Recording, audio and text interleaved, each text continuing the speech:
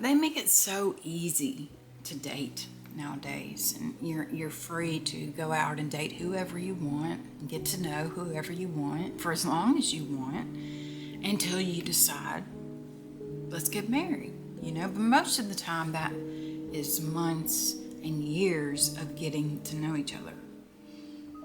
Today we're going to be talking about a woman that back in 17th century Italy made a specific cosmetic cream that would blend in on women's vanities, and they could use this to kill their husbands.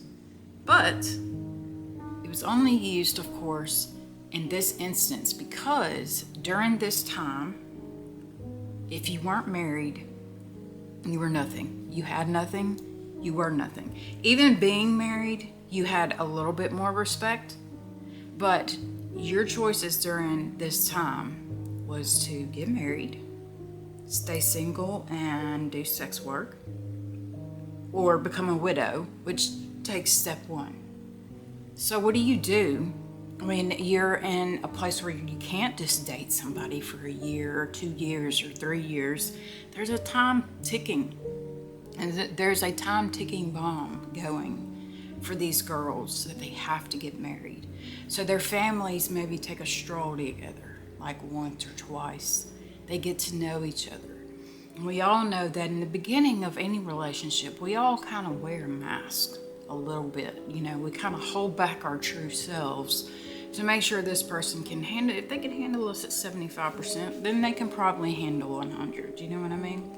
But back in the day, during the time we're talking about, women got married as soon as they possibly could because that's the only way they had any kind of freedom financially wise or anything like that. So when they marry these people, these guys, they find out their true self.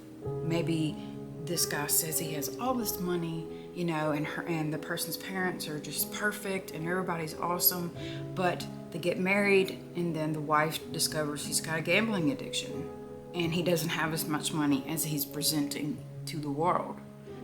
He's a fake.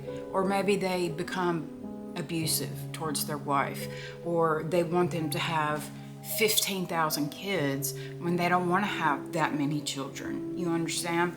So during this specific time, we have a lady named Giulia who's going to be the savior to all the women's problems that have entered into a very crappy marriage, okay? And before that, let me tell you guys who I am. My name is Brandy, and I do weird history like about witches, werewolves, ghosts, curses. I mean, you name it, I'm down for it. And while I do that, while I talk about it, I put some makeup on my face. And it just kind of gives me a little bit something to do. But today's story is going to be a real good one. So let's go on ahead and get this party started. So today we're talking about Giulia Mangardi, okay? And she will later be known as Giulia Tofana. Yes, we're going to be talking about her and her miraculous makeup poison.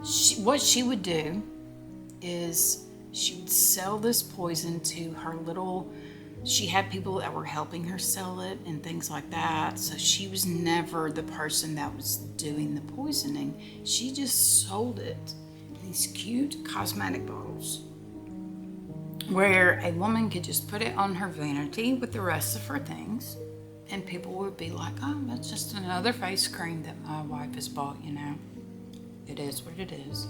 When she was born is kind of sketchy, but we're thinking about 1581 is when she was born in Palermo, close to Sicily, to her mother, who was Tofana di Armando, okay?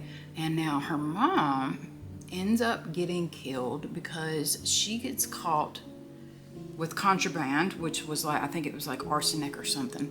So she was making the poison too. And so we believe that Giulia kind of took on her mother's recipe after her mother's execution, pretty much. Yeah, her mother was executed for what she did because she supposedly, poisoned somebody, and they found her out. And so what does Giulia do? Well, Giulia grows up and, she obviously has a knowledge of herbs and poisons and all this stuff. Now, so I don't know if you guys remember the video I made about poisons. If you haven't seen it, you need to go watch it. But I talk about this huge group of people that were part of a poison group. These people knew poisons. They knew they were alchemists. They were scientists. They knew poisons. They knew medicines. They knew all these things in this. So there was this whole underground network of poisoners. And this was only because that during this time, these women had literally two choices: get married or stay single and then have to support yourself by giving your body to men for money. Giulia actually got married, but then that guy died. Yeah. So I don't think she ever had any children, but she did get remarried, and that guy already had children.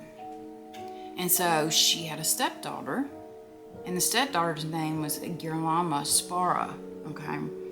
And this stepdaughter would go with her, and she would be one to learn about the poison trade or whatnot, the poisoning and things like that. So she followed in her stepmom's footsteps, and she used her recipe to start selling, her own lethal concoction. Now, this stuff that was labeled as, a skin corrector, in the poison video, I actually talk about how they used arsenic in makeup. Because it would make your skin look like porcelain. But it's obviously not used anymore because it's terrible to use on your skin. If you use too much, you can really hurt yourself. But back then, they used it in some creams, and so some women would put it on their face for blemishes and things like that. And so, after she develops her recipe, which it is odorless, colorless, tasteless, and undetectable by anybody. Right, like undetectable. She starts to sell her poison. Now she has two poison makers. Yeah, two poison makers. We have Giovanna de Grandes and Maria Spirola. They were poison makers along with Giulia. They had two saleswomen, Laura Crispolti and Griselda Farina. And then their hookup on the poison was a priest. Actually, the priest's brother. And so, but the priest knew that the brother was an alchemist and that he could get arsenic and lead and things that they weren't supposed to have. So they had this priest on the inside that was getting them the poison they needed to make this cosmetic, cream. Now, Giulia, she really understood women's plights.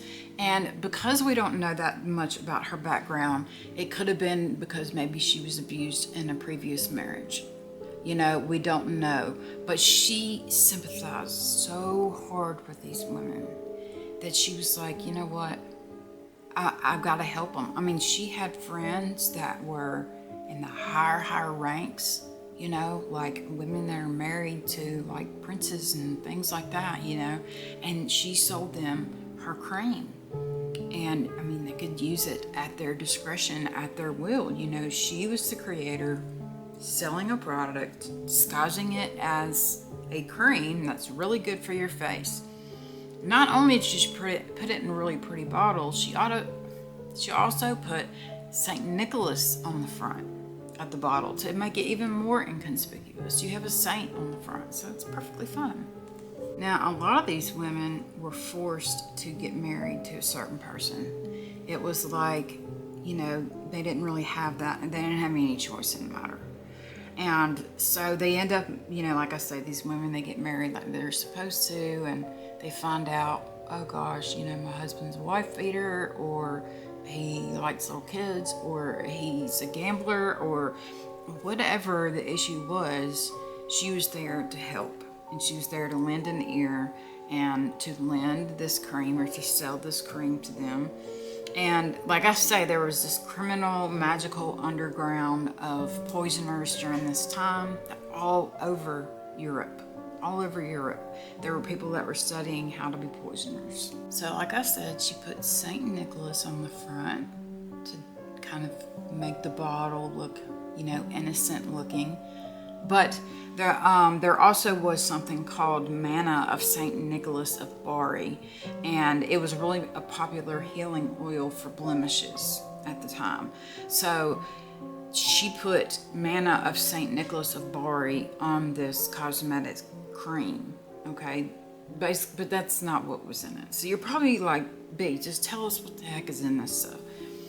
So they're thinking it was a mixture of belladonna, lead, and arsenic.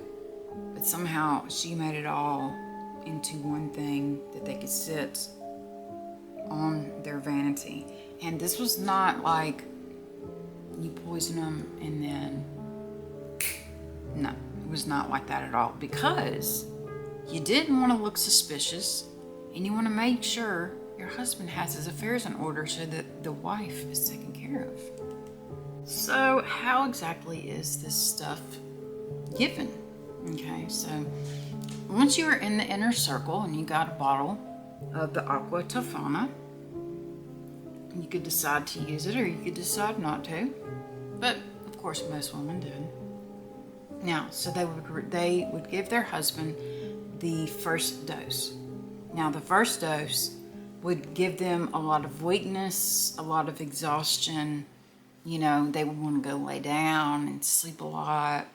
And so, of course, this is when the wives would come in and they would take care of their husbands. They were like, I have to take care of him. He's weak and he's tired and I don't know what's going on, but I'm going to take care of him and it's going to be fine. And so you let that go on for just a little while, okay? Then the second dose you would give to your husband.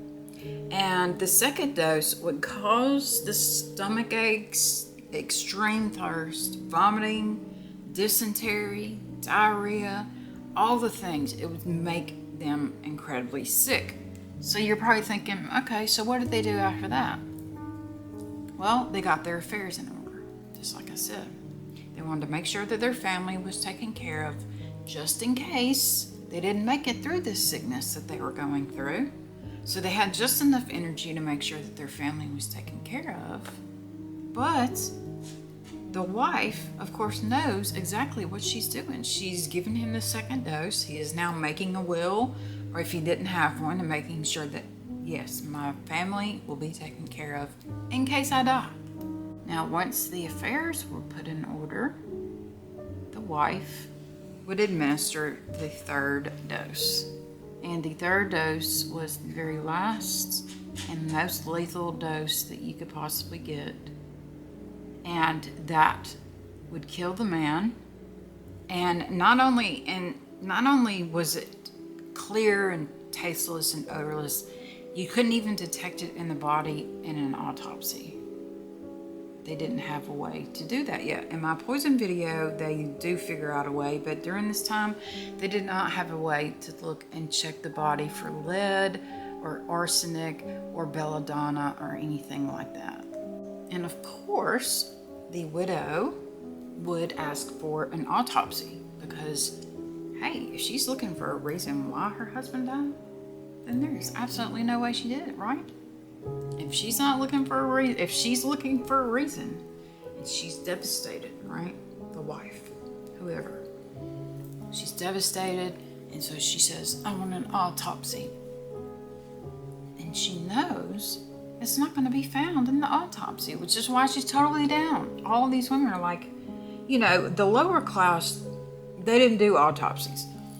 But when like higher class people passed away, they did autopsies because they would want to know how they died. And these women would just look like the most devoted wives ever.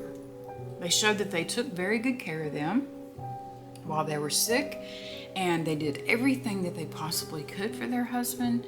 Even in death, they're still seeking answers So that means that this, the women are let off the hook, and then they end up getting what their husband had. They become a widow. They get their money or house, or they stop getting hit, stop getting abused, or whatever happens, and she goes on, she lives her life freely. And this went on for years, okay?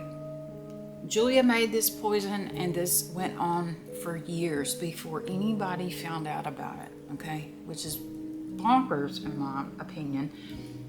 But that just goes to show you, though, the desperation of these women, that they would keep that secret, like so solid, that they wouldn't find out about it for 20 years. So she kept making her poisons and selling it to women who needed it, that she felt who needed it, and things of that matter.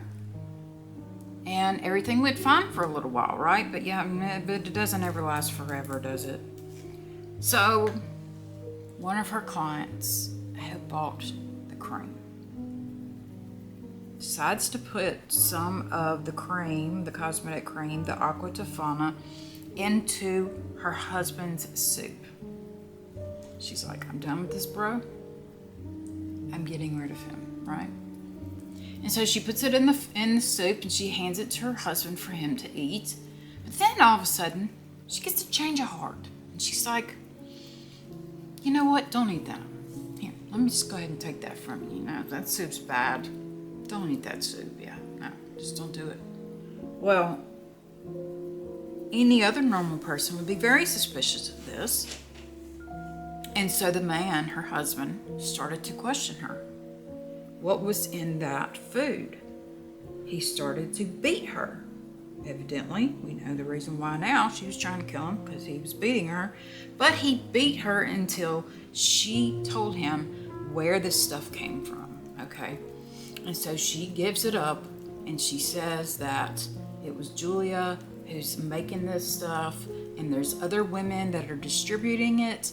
And, she says, she's like, I'm sorry, and all this other stuff. But of course, her husband's not listening. Her husband's not taking this. He's like, I'm taking you to the police, and I want you to tell them what you told me, that you tried to kill me, basically. And so, with his suspicions raised and her confessing to poisoning his food, she ends up cracking and says, hey, yes, it was Giulia's Tofana, Aqua Tofana, and that I used, and I was going to make him sick. So, Tofana, Giulia, she finds out that somebody has told their secret. Okay? And this is where things get a little bit messy, and some say that this was Giulia that did everything. She made the stuff, she sold it. But you have to think that there was other women in this little empire that she was dealing with, okay? And one of them was her stepdaughter. And there's conflicting things. First of all, one is saying that it may not even be her stepdaughter. It could have just been like a confidant that she had, or somebody that she really trusted. But it's weird because we don't have a date on when Giulia dies. But we do know that her stepdaughter takes over the family business. But they say that Aqua Tofana dies. Don't worry, we'll get there in just a second. So Tofana realizes that, somebody has ran their mouth for the first time in 20 years, because this woman, who obviously should have just let him have the soup, because he was obviously an abuser. If he beat her and was like, I'm not going to stop hitting you till you tell me what was in the soup type deal, then yeah. They say that Tofana went to a church when she heard that somebody had basically told her secret of the Aqua Tofana. And rumor is that she stayed in that church making these poisons for a long time after she was found out, okay? Because like I say, her stepdaughter took over the family business.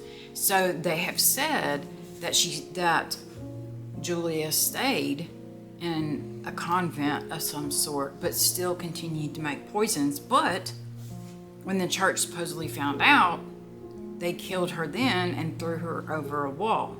Then there's another account that a rumor went around while still she went to a church and found, a safe place. But then rumors started to go around saying that she had poisoned the water supply of the town. And so evidently the church had given her up. And there's so many ways of her getting caught that we don't really quite understand. And it was even hard for me to piece it together. But the way I see it is that Giulia is the curator, the president, CEO of Aqua Tofana, and her stepdaughter is the one that actually runs the entire show, finds groups of women to keep this secret, but to also let other women know that this is out there. If you need it, it is here.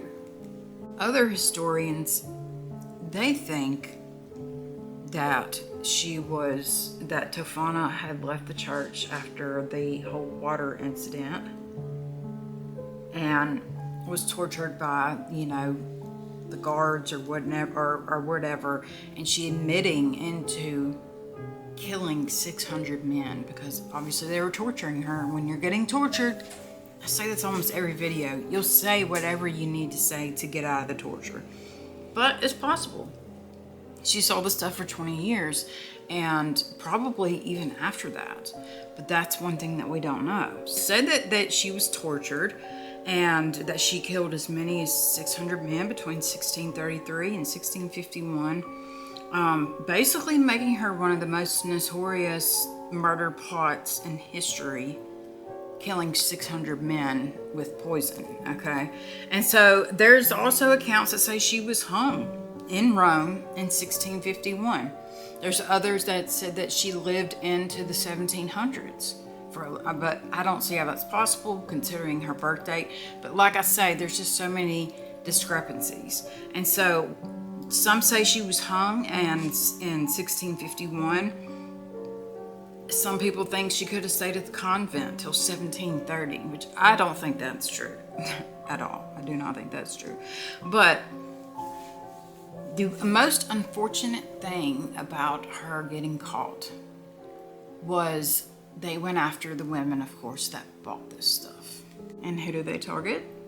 The lower class. Of course they target the lower class, And it's just kind of, they end up killing about 40 of the lower class people, of course I'm sure that they were tortured and all that stuff and were made to say things.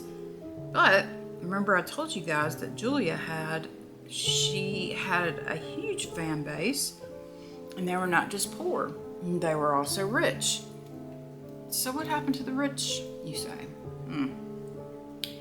Well, if they didn't get in any trouble, which most of them did not, they said, oh, we thought it was a cosmetics cream. Clutching their pearls. We thought it was a cosmetics cream. We didn't know that it was actual poison.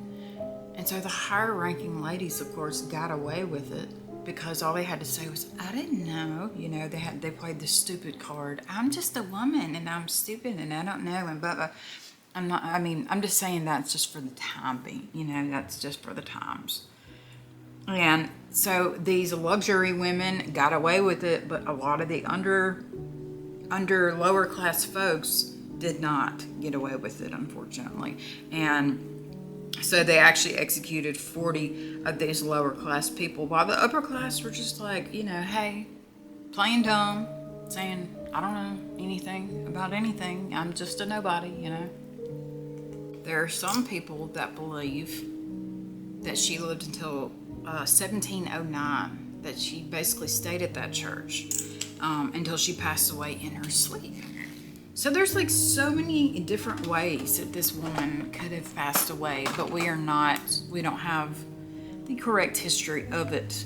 But we do know the players, and we do know that Giulia was the one who used her mother's recipe, or at least tweaked it as such, to use and to distribute to women who were in terrible situations when it came to men.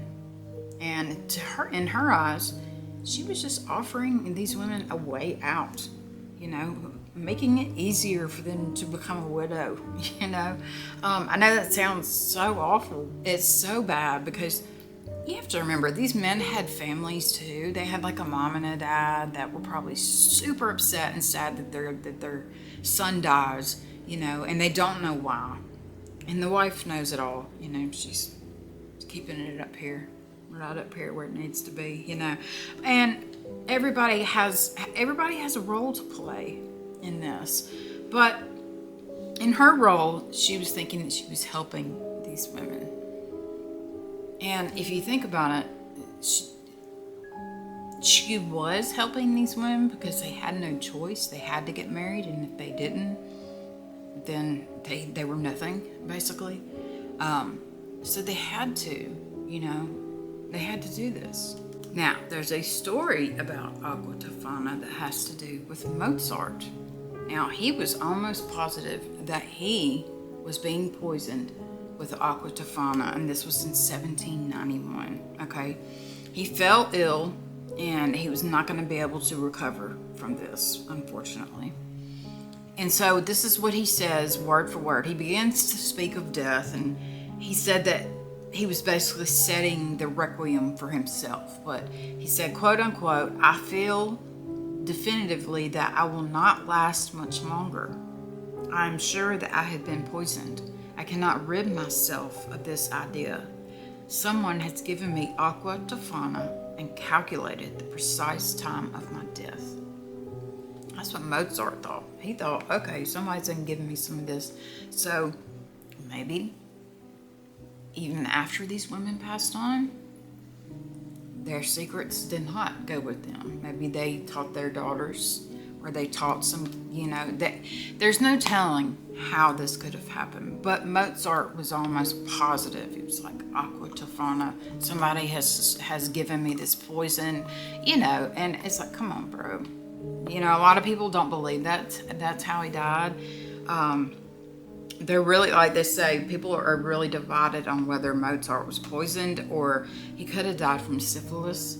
He could have died from rheumatic fever, or even from the deadly effects of eating undercooked pork chops. So I mean, there's no telling what could have killed you back then during this time. It's just bizarre. They don't know because they weren't very good with the autopsies and stuff. But as in my other video, my poison video, I actually talk about how they came up with a test to test for arsenic and lead and things like that in bodies, but it doesn't come on until later. Even after her death, her poison was like a legend.